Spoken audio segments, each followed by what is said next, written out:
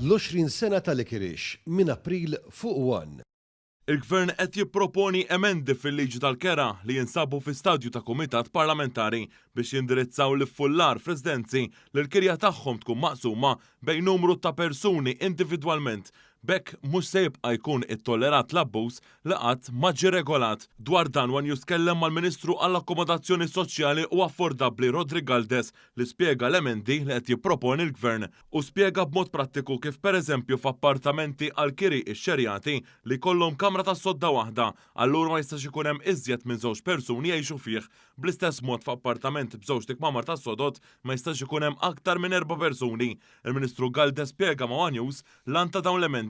L-iskop ta' din ir-riforma ħatkun biex ma jkunx hemm l-fullar, ma jkunx hemm ukoll il-problema mal-ġirien u anke mal-komunità tal-madwar u jkollna wkoll min jipprova idaħħal iktar persuni, allura jkun hemm spekulazzjoni fuq il-prezz tal-proprjetà u anke l-prezz tal-kirjiet u allura l-iskop tkun hemm stabbilità anke fis-settur tal-kera. Il-Ministru Rodri Galdes iċċara li din ma taffettwax lill-familji hekk kif dawn huma eżentati mill-iskop ta' din l-emenda fil-liġi u sostna li se jkun hemm infurzar b'saħħtu biex kulħadd ikun konformi mar-regoli.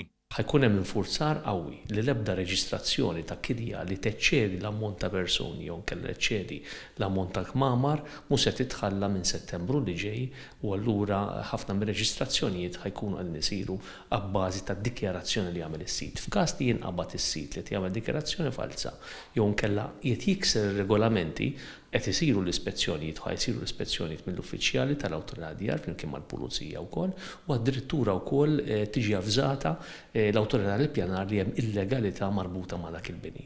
Stqar li dawn il-multi se jkunu qed ilaħqu sa 2300 euro fuq bażi amministrattiva u mbagħad fuq bażi kriminali jistgħu jitilgħu sa 10,000 euro.